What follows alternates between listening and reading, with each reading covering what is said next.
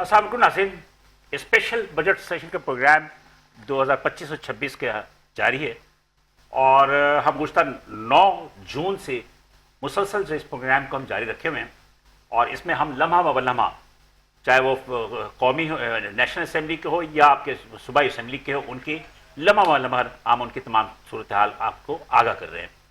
जैसे कि आज यानी कि 16 जून को पंजाब का बजट आया और इस पंजाब के बजट पे बात जो है आज हम उस पर ही ज़्यादातर जो फोकस कर रहे हैं और हम ये देख रहे हैं कि पंजाब के बजट में क्या सूरत हाल होगी। मेरे साथ इस प्रोग्राम को मेरे को होस्ट हसनैन भी जो है वो शरीक होंगे। और हसनैन, वालेकुम अस्सलाम, आप बताएं कैसे हैं? तो हसनैन भी पूरी तरह फिट है और पूरी तरह चाको चौबंद है कि आज उन्होंने पंजाब के बजट को अच्छी तरह से उन्होंने डिस्कस करना है।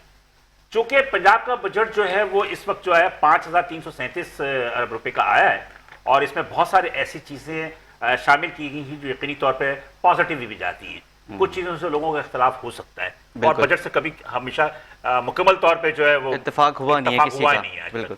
तो लाजमी सी बात है कि कुछ इख्तलाफात भी होते हैं, कुछ हिमायत भी करते हैं, लेकिन बहरहाल हम इस हवाले से मुख्तलिफ जो सुदूर होते हैं चैम्बर ऑफ कॉमर्स के, इसके अलावा ताजिर और सनतकार जो दीगर होते हैं, उनसे हम पूछते हैं कि ये तमाम जो सूरत हाल होती है या वफाक का बजट हो या सूबाई बजट हो, उन बजट्स में उनके अपने क्या ख्यालात होते हैं और वो किस तरह इन बजट को देखते हैं। तो आप पंजाब के बजट पर थोड़ा सा डिस्कस करने के लिए हमने आज ज्वाइन किया है हमें रेहान नसीम साहब ने, जो कि सदर हैं Faisalabad chamber of commerce and industry के, और उनसे हम बात करेंगे।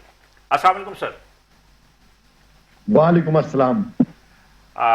सर, पंजाब का बजट आज आ गया, वफाक का बजट पहले आ चुका था। इन दोनों बजटों को आप किस निगाह से देखते हैं, कैसे, आपके क्या ख्यालात हैं?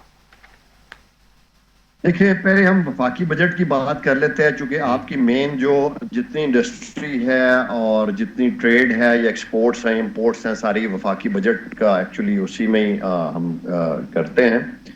तो हम सच्ची बात है, इस जो वफाकी बजट आया तो तमाम चैम्बर्स, खासतौर पर फैसलाबाद चैम्बर ने भी बात की और बाकी तमाम चैम्बर्स, हमें बहुत सारी उम्मीदें वाबस्ता थी और हम एक्सपेक्ट कर रहे थे कि बहुत सारी चीज़ें जो वज़ीर ख़जाना साहब ने हमसे कमिट की वो इस बजट के अंदर ऐड होंगी, बट अनफॉर्चुनेटली कोई भी चीज़ ऐड नहीं की गई। आप देखें, इंडस्ट्री के लिए कोई पैकेज अनाउंस नहीं हुआ, कोई सस्ती बिजली अनाउंस नहीं हुई, कोई लॉन्ग टर्म पॉलिसी अनाउंस नहीं हुई। चूंकि एक तरफ हम बात करते हैं कि एक्सपोर्ट को बढ़ाने की, कोई ऐसा इकदाम नहीं उठाया गया जिससे कि एक्सपोर्ट बढ़े। और किसी भी मैं समझता हूँ कि बल्कि एक ऐसा कानून उसमें डाल दिया गया 37AA का, जो कि एक हैरेसमेंट का मैं समझता हूँ कानून है, और जिसके ऊपर जब कानून डाला गया और जब सब चैम्बर्स ने इसके ऊपर बात की तो आज वज़ीर आज़म साहब की हम समझते हैं कि उन्होंने बड़ा अच्छा इनिशिएटिव लिया, इस कानून के ऊपर डिस्कशन की और उन्होंने फौरी तौर पर, मैं अभी न्यूज़ में ही देख रहा था, उन्होंने फौरी तौर पर इस ऑर्डर किया है कि अभी इस को रोका जाए। तो इस तरह के हमारा तो ये है कि इस तरह के कानून बनाए क्यों जाते हैं? देखें, जो ऑलरेडी टैक्स पेयर हैं, आपने अगर उन्हीं को स्क्रू करना है तो वो तो हो ही रहे हैं। तो इसी वजह से पहले आपको पता है कि हमारा ब्रेन ड्रेन हुआ, हमारा जो प्रॉपर्टी का पैसा था वो सारा ये गल्फ कंट्रीज में चला गया। उसके बाद अब आप अगर ये चाह रहे हैं कि लोगों को डरा के और अपनी इंडस्ट्री को, अपने ट्रेडर्स को भी मुल्क से बाहर भेजना है, तो मैं समझता हूँ कोई अच्छा इकदाम नहीं है। हम देखिए, हम पाकिस्तानी हैं, मुहिब वतन पाकिस्तानी हैं, हम पाकिस्तान की इंडस्ट्री चलाना चाहते हैं, पाकिस्तान के एक्सपोर्ट्स को बढ़ाना चाहते हैं। अगर इस तरह के इकदाम होंगे तो यहाँ पर कौन रुकेगा? तो ये इस हवाले से तो नसीम साहब, फैसलाबाद तो यकीनी तौर पर टेक्सटाइल के इंडस्ट्री के हवाले से काफी मशहूर है। तो फैसलाबाद में इस वक्त टेक्सटाइल इंडस्ट्री की क्या सूरत हाल है? कितने जो है मतलब कि रवा है और कितनी बंद हो चुकी हैं? सर, पिछले अगर चंद सालों में देखें तो हमारी बहुत सारी इंडस्ट्री, एक तो बंद होना होता है ना, बहुत सारी इंडस्ट्री बंद होने के बाद स्क्रैप हो गई, और वो बड़े बड़े नाम पाकिस्तान की इंडस्ट्री के, जो मैं समझता हूं कि जो पायनियर्स थे इस पाकिस्तान के, तो आज हम अभी उसी का ही रोना रो रहे थे। तो हम और बड़ा एक्सपेक्ट कर रहे थे, और आपने देखा कि प्राइम मिनिस्टर साहब बजाते खुद इसमें बहुत ज्यादा सीरियस थे और सीरियस हैं, मैं समझता हूँ अभी भी, कि पाकिस्तान की इंडस्ट्री को चलाना है, पाकिस्तान की ट्रेड को चलाना है, पाकिस्तान के एक्सपोर्ट को बढ़ाना है। बट अनफॉर्चुनेटली वज़ीर आज़म साहब के अपने अल्फाज है कि ना इस बिजली के रेट पे कोई इंडस्ट्री चल सकती है, ना इस मार्कअप के रेट पे इंडस्ट्री चल सकती है। बिल्कुल। और ना जो सिस्टम एफबीआर की हम बात करते हैं हमेशा कि एफबीआर की स्ट्रक्चरिंग होगी, बट होता नहीं। तो सर इंडस्ट्री को अगर चलाना है और वाकई आप सीरियस हैं, हमारे पास विल है कि हमने अपनी टेक्सटाइल को दोबारा उस ट्रैक पे वापस लाना है, हमने अपनी बाकी इंडस्ट्री को, देखिए कोई भी मुल्क के अंदर जब इंडस्ट्री ही जॉब्स क्रिएट करती है, हुकूमत जॉब्स क्रिएट नहीं करती है। हुकूमत का काम होता है कंड्यूसिव पॉलिसी बनाना और ऐसा एनवायरनमेंट देना जिससे कि इंडस्ट्री का भी एक एतमाद बहाल हो और वो अपना कॉन्फिडेंटली अपना कारोबार कर सके विदाउट एनी फियर। लेकिन अगर आप इस तरह डरा धमका के इंडस्ट्री चले तो वो नहीं चल पाएगी। तो मेरी इंडस्ट्रीज भी परेशान है, मेरा ट्रेडर भी परेशान है और इस टाइम पूरा पाकिस्तान परेशान है, हम ये समझते हैं। ये खास तौर पर ये जो 37 है और उसके साथ साथ जो हम बार बार बात कर रहे थे, देखिए हमने एक्सपोर्ट अगर बढ़ानी है तो हमने अपने दुनिया में कंपटीशन में हम हैं, हमारा हिंदुस्तान से कंपटीशन है, हमारा वियतनाम से है, हमारा बांग्लादेश से है। अगर वहां पर 8 सेंट की बिजली है तो हम 13-14 सेंट की बिजली पे एक्सपोर्ट्स नहीं कर सकते। अगर वहां पर 5% या 6% का बैंक मार्कअप है तो आप 11+3 के साथ एक्सपोर्ट्स नहीं कर सकते। और मुझे बैंक मार्केट पर मुझे याद आया हसनैन कि आज 11% पे इन्होंने शरह सूद बरकरार रखा है, जिसमें कि फेडरेशन और आपने एफएसी और आपने चंद सुना था पोस्ट बजट में वजीर खजाना साहब ने स्पेशली कहा था कि आने वाले दिनों में आप पॉलिसी रेट सिंगल डिजिट पे देखेंगे, लेकिन आज वो फिर पॉलिसी रेट 11% पर बरकरार रखा। तो मैं अच्छा रेहान साहब एक चीज़ और बताइएगा कि दूसरा बजट था मियां शहबाज शरीफ की गवर्नमेंट का, पिछले साल मुझे याद है वज़ीर आज़म और हुकूमत की जानिब से ये कहा गया था कि मुश्किल वक्त है पाकिस्तान पर, इस साल मुश्किल फैसले कर रहे हैं, थोड़ा बर्दाश्त करें, अगले साल रिलीफ दिया जाएगा। सर आपकी तजवीज़ क्या थी इस बजट के लिए? अब तो हम सुन रहे हैं गवर्नमेंट के सारे इकोनॉमिक नंबर्स बेहतर हो गए, मैक्रो इकोनॉमिक अशारिये बेहतर हो रहे हैं, रिजर्व बेहतर हो गए, रेमिटेंसेज आ गई। सर क्या आपकी तजवीज़ थी और क्या यकीन दहानी करवाई गई थी गवर्नमेंट की जानिब से? आपकी बात से मैं भी मुत्तफिक हूँ और हम बड़ा हैप्पी थे कि चलें एक इकोनॉमिक स्टेबिलिटी हमें मुल्क के अंदर नजर आई और हम बहुत सारी चीजें एक्सपेक्ट कर रहे थे। और फर्स्ट टाइम हमने हिस्ट्री में देखा कि वजीर खजाना साहब खुद हमारे चैम्बर भी तशरीफ लाए, बाकी चैम्बर्स में विजिट किया। आसिफ बाजवा साहब पाकिस्तान मंडल नून के, वो भी हमारे साथ लाइन पर मौजूद हैं। जी आप अपनी बात जारी रखिए नसीम साहब। और उन्होंने हमें बड़ी यकीन दहानी कराई कि जो हमारी तजावीज़ हैं, जो हमने कहा कि ईज ऑफ डूइंग बिजनेस की बात की, हमने उनसे 9 सेंट बिजली की बात की, हमने उनसे सिंगल, ऑब्वियसली स्टेट बैंक अब एक इंडिपेंडेंट इदारा, लेकिन आपके जब इन्फ्लेशन 3% से भी कम है तो आपके पास तो बहुत बड़ा क्वेश्चन था कि आप इसको 8% के ऊपर ला सकते थे, लेकिन नहीं लाए। अच्छा, इसी तरह हमारी बहुत सारी तजावीज़ थी आईटी सेक्टर के हवाले से, बाकी इंडस्ट्री के चलाने के हवाले से, और जो हम 60 बिलियन का उड़ान पाकिस्तान का टारगेट लेके चले हैं उसके हवाले से हमने बहुत सारी तजावीज़ दी थी, लेकिन अनफॉर्चुनेटली उन्होंने शायद उसको नहीं समझा उसी तरह ही जैसे हमेशा नहीं समझते। और हमारी, हालांकि बड़ा कैटेगरिकली हमने इस बार कहा था कि हमसे तजावीज़ तब लें, हमसे इतनी मेहनत ना कराएं, आप हमसे हम इतना पूरा हमारा डिपार्टमेंट इस पे काम करता है, 3-3, 4-4 महीने हम आपको डिस्कशन करते हैं, लेकिन उसके बाद वही होता है कि हमारी जो तजावीज़ है उनको रद्दी की टोकरी की नज़र कर दिया जाता है। हालांकि इस बार हमें बहुत सारी उम्मीदें वाबस्ता थी, चूंकि प्राइम मिनिस्टर साहब खुद भी इसकी हमारे साथ मीटिंग्स कर रहे थे, वज़ीर खजाना साहब भी कर रहे थे, बट अनफॉर्चुनेटली जो हम उम्मीद कर रहे थे शायद उस तरह नहीं हो पाया। लेकिन मुझे अभी भी पूरी उम्मीद है, क्योंकि जिस तरह आपने देखा 37A पे आज प्राइम मिनिस्टर साहब ने फौरी तौर पर नोटिस लिया जब हम लोगों ने ज्वाइंट प्रेस। नसीम साहब थोड़ा सा हेल्प कीजिएगा, मेरे साथ लाइन पे पीएमएन के जो है आसिफ बाजवा साहब मौजूद है, उनसे भी थोड़ा सा हम बात कर लेते हैं कि उसके बाद हम आप मौजूद रहिएगा, आप कंटिन्यू करते हैं। जी आसिफ बाजवा साहब, अस्सलाम वालेकुम। जी वालेकुम अस्सलाम जनाब, बहुत शुक्रिया आपने मुझे इनवाइट किया और वक्त दिया। जी आपका भी शुक्रिया सर कि आपने अपने कीमती वक्त में से हमें वक्त दिया, आपका भी बहुत शुक्रिया। देखिए जी, हम बजट पे बात कर रहे हैं तो इंडस्ट्रीज की ये सबसे बड़ी शिकायत है कि पाकिस्तान मुस्लिम लीग नून की हुकूमत ने उनकी जो तजावीज़ थी उनको बजट में शामिल नहीं किया और काफ़ी से ज़्यादा उन्हें इस पर काफ़ी अफसोस भी। आप क्या कहेंगे? देखिए, बात यह है कि इसमें कोई शक नहीं है कि बजट जो है वो अवाम की फलाह के लिए और सूबों के लिए NFC वार्ड के तहत और दीगर जो गवर्नमेंट की प्लानिंग होती है गवर्नमेंट, सेंट्रल गवर्नमेंट की, उसके तहत बनाया जाता है।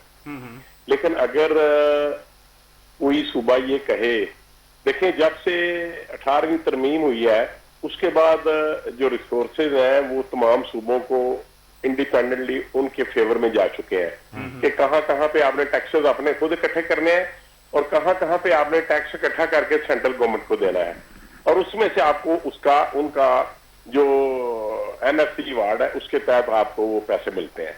तो मैं ये समझता हूं कि अगर केपीके के जो हमारे साथी हैं, हमारे दोस्त हैं या जिनकी गवर्नमेंट है, अगर वो ये समझते हैं कि हमें उनका हक नहीं दिया गया, तो नहीं, ये फैसलाबाद, मैं फैसलाबाद सर पूरे पाकिस्तान के ताजिर जो हैं इस वक्त हम 10 जून से देख रहे हैं कि पूरे पाकिस्तान के ताजिर जो है बजट को एक्सेप्ट नहीं कर पा रहे हैं। वो ये कह रहे हैं कि बजट में एक्सपोर्ट्स के लिए कुछ नहीं है, इंडस्ट्रीज के लिए कुछ नहीं है। सर आपने एतमाद में तो लिया मुस्लिम लीग नून की गवर्नमेंट ने ताजिरों को, लेकिन उनकी तजावीज़ पर अमल नहीं किया, ये शिकायत है।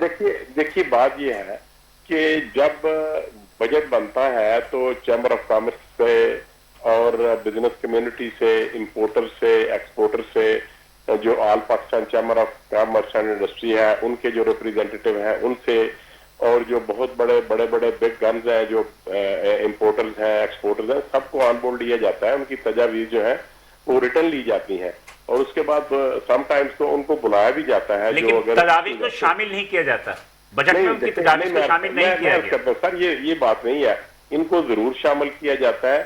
वो तजावीज़ जो पाकिस्तान के वजीर खजाना के मुताबिक या जो सेक्रेटरी खजाना है उनके मुताबिक, या जो गवर्नमेंट का एक उन्होंने पैरामीटर रखे हुए हैं कि हमने यहाँ से कलेक्शन करनी है और यहाँ पे हमने पैसे तकसीम करने हैं, उसके मुताबिक काम होता है। नहीं देखिए बाजवा साहब मेरी बात सुन ले। जैसे मिसाल के तौर पे शरह सूद 11% पे आज बरकरार रखा स्टेट बैंक ने, जबकि मतलब अपने वजीर खजाना ने कुछ दिन कबल कहा था कि इसे सिंगल डिजिट पे लेंगे, नहीं हुआ।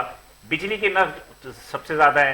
इसके अलावा 33AA जो APR ने कानून बनाया है ताजिरों को गिरफ्तारी का, ये तो ज्यादती है ना? नहीं सर, नहीं, बिल्कुल ऐसी बात नहीं है। ताजिरों को गिरफ्तारी का कानून नहीं है। देखें, आप जैसे जो सीनियर एनालिस्ट हैं या जो आप एंकर पर्सन हैं, आपको हमसे ज्यादा इंफॉर्मेटिव होते हैं आप लोग।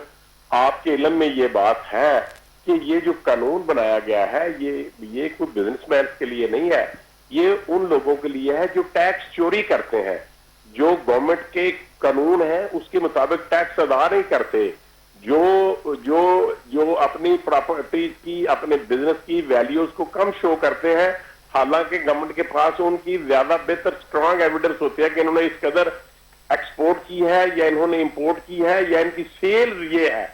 और गवर्नमेंट के पास डिपार्टमेंट जो है वो बेहतरीन तरीकाकार होता है उनका, जो वो कलेक्शन करते हैं कि जो इंफॉर्मेशन उनके पास होती है वो डॉक्यूमेंट्री एविडेंस होती है, और उसके बावजूद अगर कोई शख्स चोरी करता है तो फिर क्या उसको सजा नहीं दी जानी चाहिए? और लेकिन सर इस चीज को कौन यकीनी बनाएगा कि इस कानून के तहत एक गरीब आदमी भी टैक्स देगा जो नॉन फाइलर है, और एक वडेरा भी टैक्स देगा, एक शाही आदमी भी टैक्स देगा? सर ये भी तो ये चीज यकीनी बनाई जाएगी ना, कोई चेक एंड बैलेंस तो होगा। देखिए, मैं आपको अर्ज करूं, चेक एंड बैलेंस का निजाम बड़ा शानदार है। सारे का सारा सिस्टम जो है वो अपडेट है और कंप्यूटराइज्ड है। जो लोग टैक्स गुजार है, जो रिटर्न देते हैं, जो फाइलर हैं, अगर वो टैक्स देते हैं तो अगर उनकी आमदन से ज्यादा उनका टैक्स हो जाता है तो उनको वो रिफंड भी करती है government. Number 1। Number 2, check and balance अगर होता तो सबसे ज्यादा टैक्स तनख्वाहदार तबका नहीं दे रहा होता सर। नहीं, मैं एग्रीकल्चर सेक्टर भी दे रहा होता, दीगर सेक्टर भी दे रहे होते। मैं सर एग्री करता हूँ, मेरी बात सुन ले। मैं बड़े अदब से, बड़े एहतराम से आपसे ये बात करूंगा कि अभी आपने इसे एक पहले जुमला कहा कि ये बिजनेसमैनों को गिरफ्तार करने के लिए है, तो मैं आपको अर्ज करूं कि चूंकि आप लोग भी, मैं भी, सारी दुनिया ये कहती है कि जो तनख्वाहदार तबका है वो ज्यादा टैक्स देता है। देखें, कोई भी शख्स जो है वो खुशी से टैक्स नहीं देता।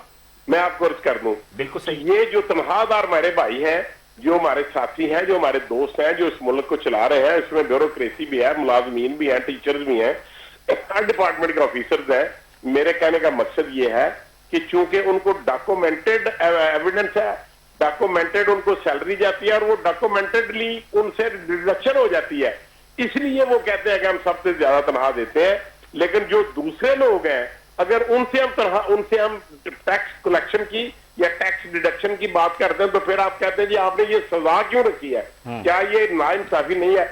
अरे भाई, अगर कोई चोरी करेगा, देखिए सरकारी मुलाजिम तो चोरी कर ही नहीं सकता, उसको पता है ये कंप्यूटराइज्ड उसकी सैलरी वहां से निकलनी है और कंप्यूटराइज्ड इतने % उसने टैक्स काट देना है, उसके बाद उसको पैसे मिल जाने हैं।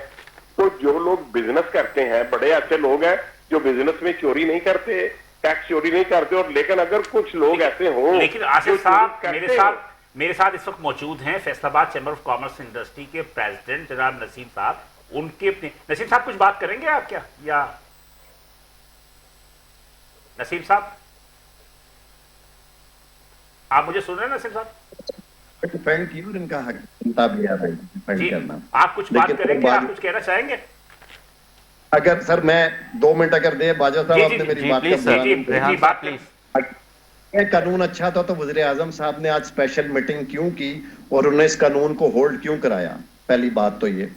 दूसरी बात ये कि आपने कहा बिल्कुल मेरे जो तनख्वाहदार भाई हैं, चाहे वो सिविलियन हैं, चाहे वो सरकारी हैं या किसी भी इदारे में हैं, हम बिल्कुल सबसे ज्यादा टैक्स वो कटाते हैं और वो मजबूरी में कटाते हैं उनका, चूंकि वही। इसी तरह जब हम इंपोर्ट करते हैं या हम एक्सपोर्ट करते हैं भाई, तो मैंने कहा आपकी नॉलेज के लिए ले, हमारा भी पहले टैक्स कटता है और उसके बाद हमारी या पेमेंट, अगर इंपोर्टर हैं तो पेमेंट हमारी जाती है मुल्क से बाहर, और अगर एक्सपोर्टर हैं तो हमें तब क्रेडिट दिया जाता है। मैं क्या आपको जरा क्लियर कर दूं मेरे भाई, इशू ये नहीं है। इशू ये है कि आप जिनको टैक्स चोरी करना है उनको करें।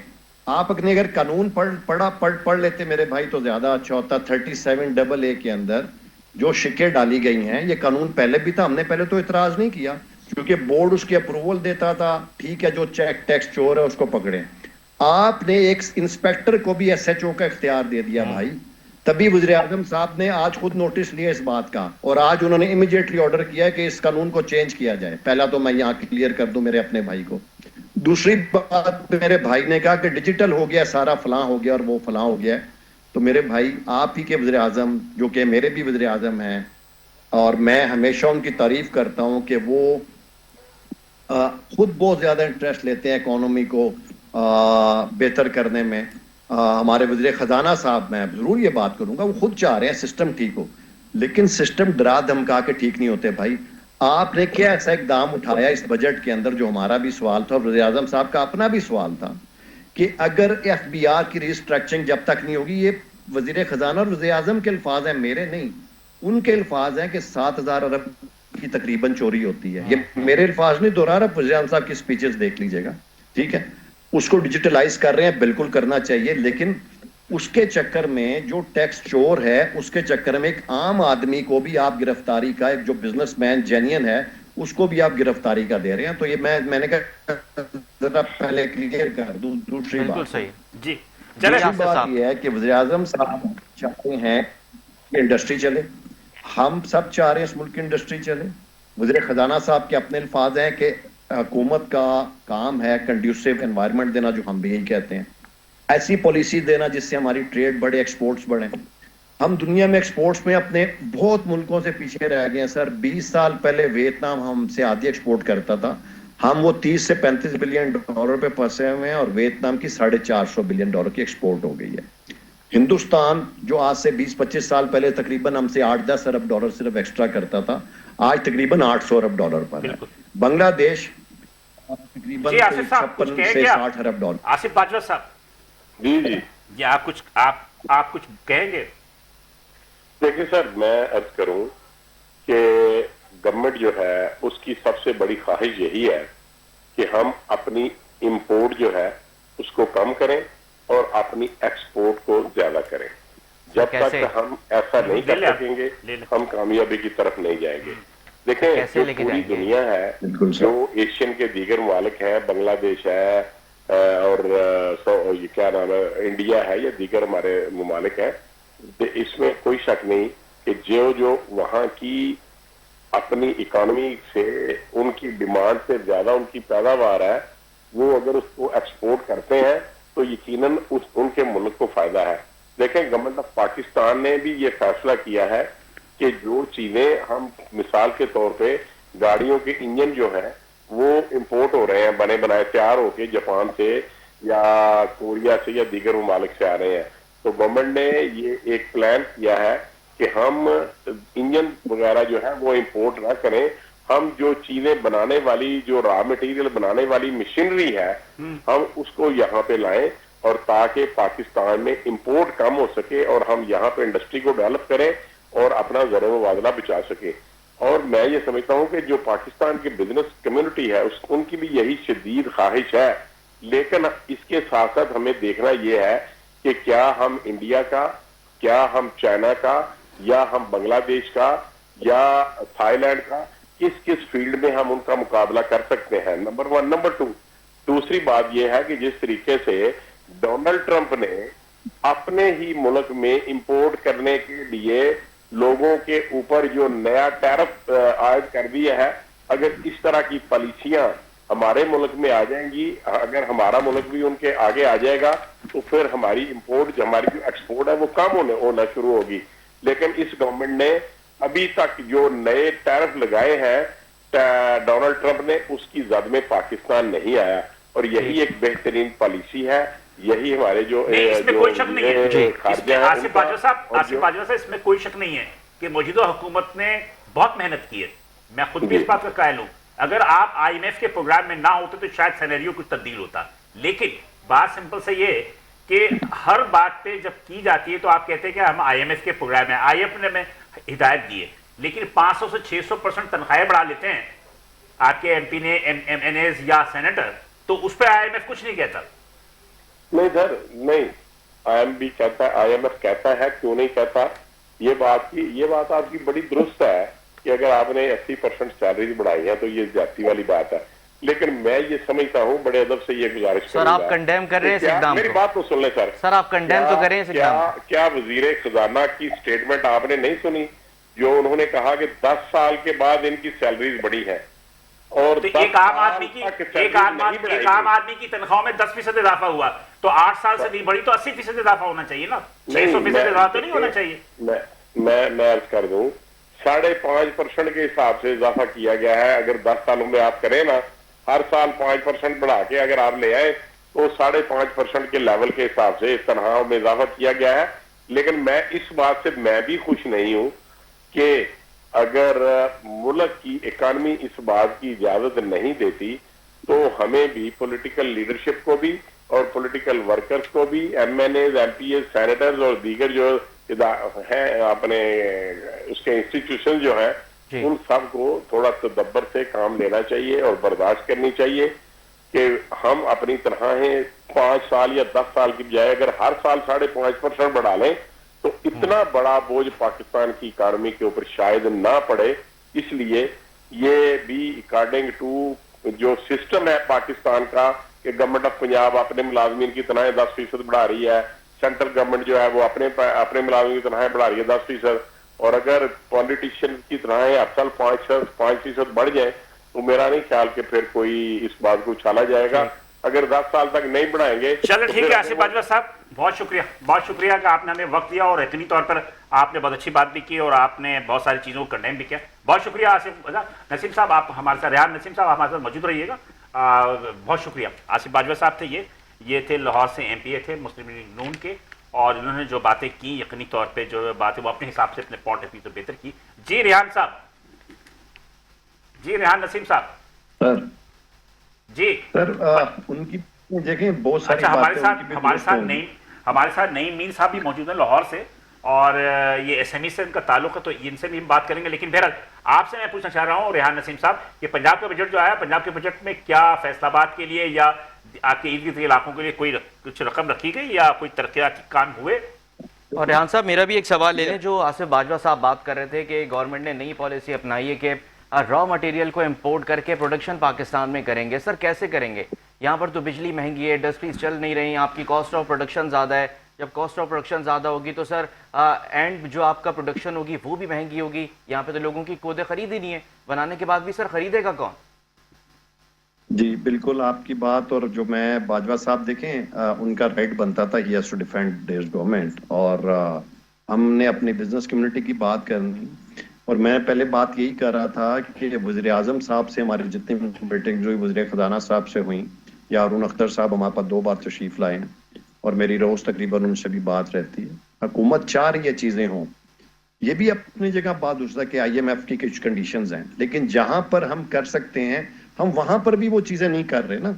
हमारा तो गिला यही है कि आपने बिजली के अंदर हमने बहुत दफा कहा कि हुकूमत को कि हम भी यही चाहते हैं कि मुल्क तरक्की करे, आप भी यही चाहते हैं, पूरा पाकिस्तान यही चाहता है, पूरा पाकिस्तान चाहता है कि पाकिस्तान के एक्सपोर्ट्स बढ़ें, हम भी यही चाहते हैं, आप भी यही चाहते हैं। तो हम ये कहते हैं कि आप जो जेन्युइन स्टेक होल्डर्स हैं उनको साथ बिठाएं। देखें, हुकूमत, जैसे मैं पहले बात कर रहा था, हुकूमत का काम है एनवायरनमेंट देना, और बिजनेस कम्युनिटी और एक्सपोर्टर्स और इंडस्ट्री का काम है एक्सपोर्ट्स बढ़ाना मुल्क की। और जो बात मेरे भाई करते, बिल्कुल बात इस हद तक ठीक है कि जब तक हम इंपोर्ट सब्स्टिट्यूट पे नहीं जाएंगे, इस मुल्क की इंपोर्ट कब कर देना मसला का हल नहीं है। इस मुल्क की इंपोर्ट सब्स्टिट्यूट मसले का हल है सर। हम जब भी, आप देखिए, हमारी जब भी ग्रोथ हुई है तो वो ग्रोथ एक्सपोर्ट लेड ग्रोथ हम कभी भी नहीं कर पाए। हिस्ट्री उठा लें, कोई भी हुकूमत आई है बड़ी तारीफें करती है हर हुकूमत के, जी मैंने, हमारी ग्रोथ 6% तक थी, 4% तक थी, 5% तक थी, लेकिन वो सारी इंपोर्ट जब होती है ग्रोथ, वो इंपोर्ट लेड ग्रोथ होती है, और फिर उसका हम कॉन्सिक्वेंसेज अगले 2 साल बाद भुगतते हैं। बिल्कुल ठीक है। क्योंकि हमारी मैं जरा नई मीर की तरफ जाऊंगा, आप जरा स्टे कीजिएगा। मैं नई मीर की तरफ जाऊंगा जो कि चेयरमैन है ऑल पाकिस्तान अंजुमन ताजरान के, नई मीर साहब। नई मीर साहब, आप, मुझे आवाज आ रही है आपकी? आ रही है आपकी आवाज, मुझे सुन सकते हैं सर? नई मीर साहब? जी जी, मुझे आपकी आवाज आ रही है भाई। अच्छा, बहुत शुक्रिया कि आपने हमें टाइम दिया और अपने कीमती वक्त में निकाला। नईम साहब, पंजाब का बजट आ गया, इससे पहले वफाक का बजट भी आया था। आप कैसे देखते हैं, आप किस, मतलब ये क्या तबसरा करना चाहेंगे?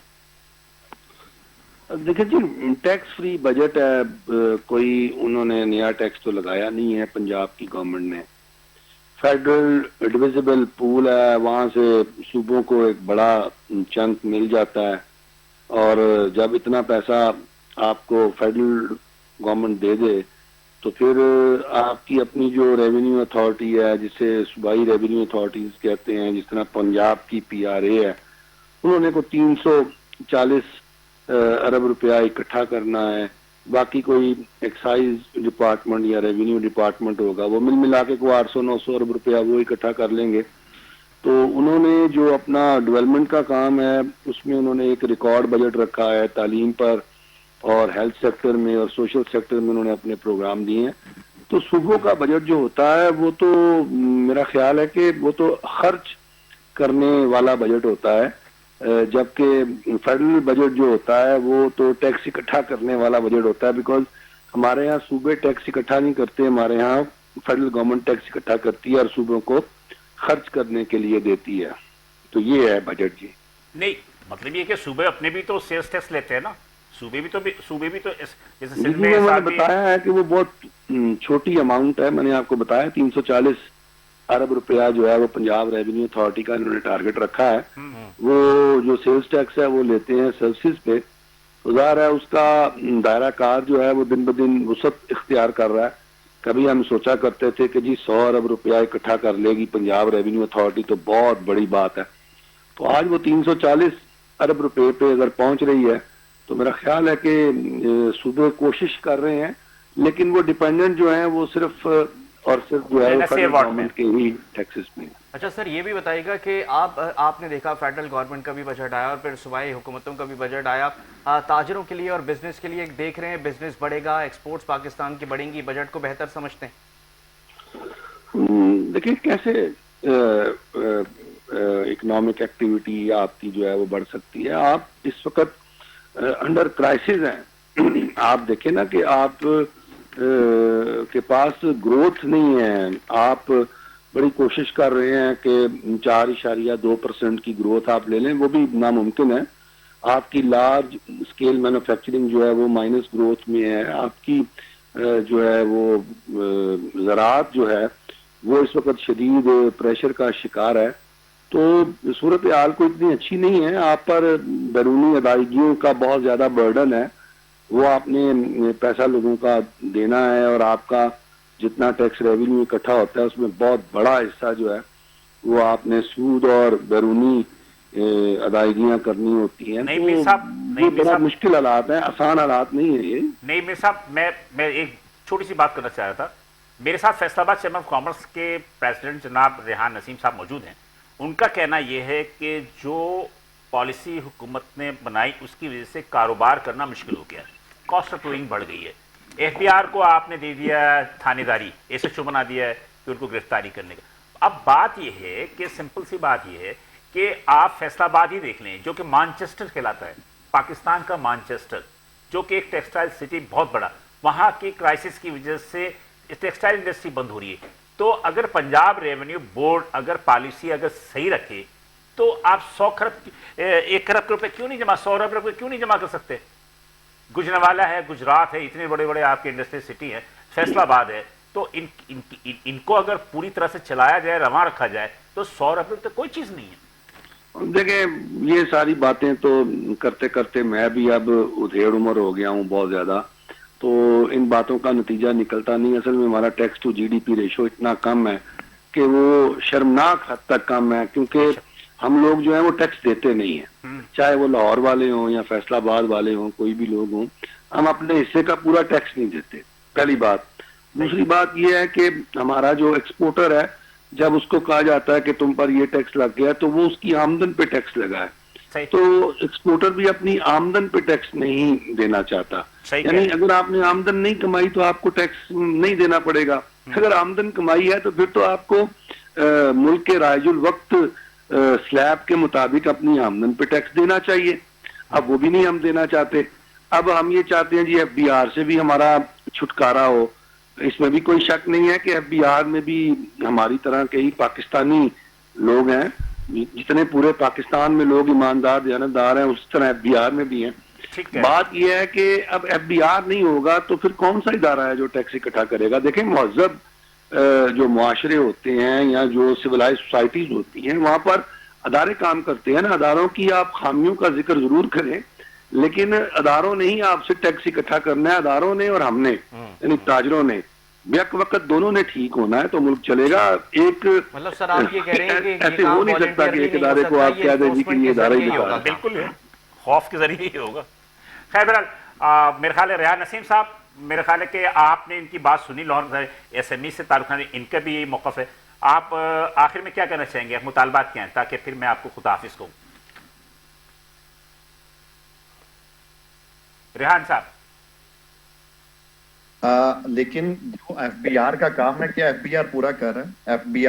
एफबीआर हमें बताता है कि 2.5 करोड़ लोगों का डाटा उनके पास है, तो टैक्स ब्रोडन क्यों नहीं करते? ओके ओके जनाब, ये थे जनाब Faisalabad chamber of commerce and industry के रेहान नसीम साहब, और मेरी दूसरी तरफ मीर साहब हैं अभी मेरे साथ। मीर साहब से बात कर लेते हैं। मीर साहब, आप तो बड़े तजर्बाकार मतलब के ताजिरों के लीडरान में से रहे।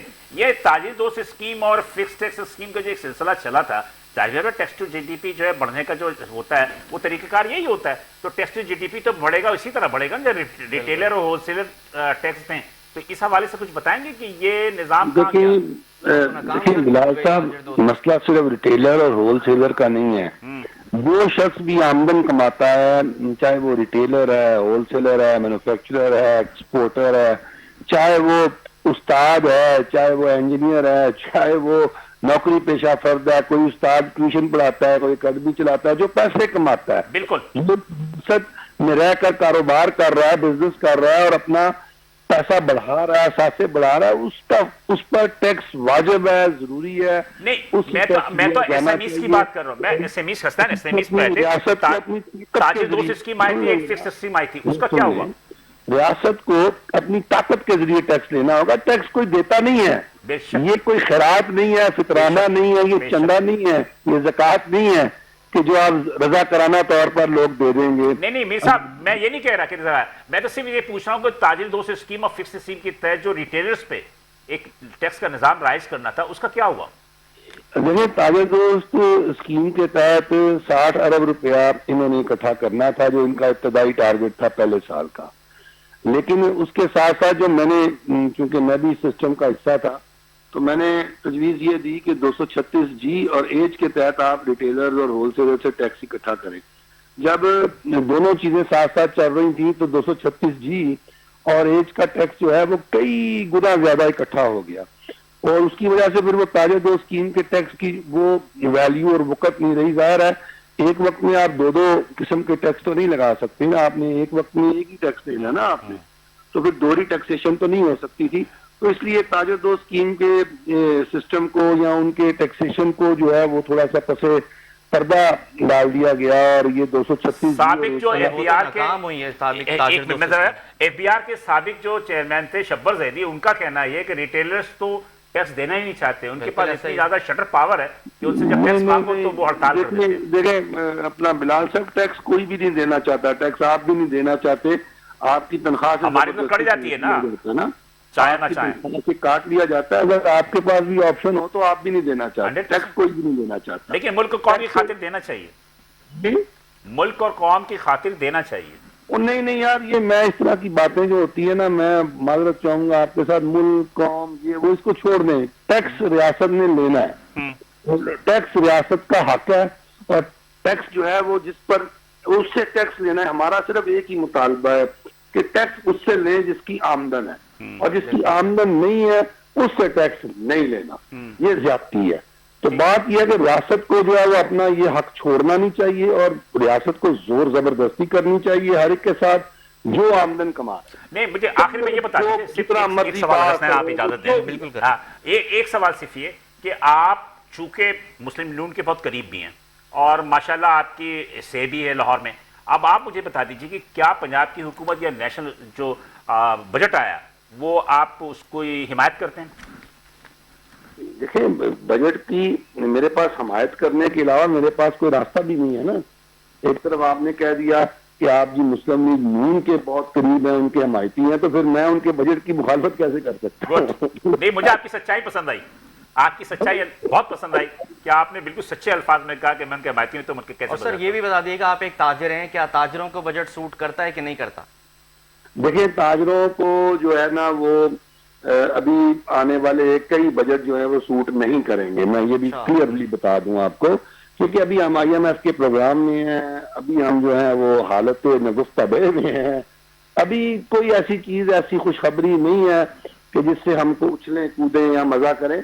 अभी तो ये वक्त ऐसा है कि इसमें हम बहुत मुश्किल से डिफॉल्ट से बचे हैं, और अभी इस डिफॉल्ट जोन से निकल के अभी हम अपने आप को, जिसे वो कहते हैं ना कि हम सीधा पदरा कर रहे हैं पंजाबी में, अभी कोई मैं कोई बहुत ज्यादा ऐसी चीजें या ऐसी बातें नहीं कर सकता कि जी बहुत चीजें जबरदस्त हैं, बट मैं ये कह रहा हूँ कि हमारी सिम्मत दुरुस्त है, और ये जो इकदाम हैं जिन्हें हम सख्त इकदाम कहते हैं, ये इकदाम जो हैं ये दुरुस्त इकदाम हैं, और मेरी नजर में, और अब दुरुस्त इकदाम ही जो हैं वो आगे चलेंगे तो मुल्क आगे बढ़ सकता है और मुल्क की सिमत ठीक हो सकती है। हमने बहुत गलत इकदाम किए हैं, बहुत गलत काम किए हैं, और हमने सबने किए हैं, मैंने, आपने, ताजरों ने किए हैं, हुकूमतों ने, सारे लोग शामिल हैं। बहुत शुक्रिया नईम मीर साहब, आप हमारे साथ मौजूद थे, और रेहान नसीम साहब ने भी हमें ज्वाइन किया। ब्रेक पर जा रहे हैं नाज़रीन, आपने कहीं नहीं जाना, ब्रेक से वापस आएंगे तो बजट पर गुफ्तगू को मजीद आगे बढ़ाएंगे, साथ रहिएगा।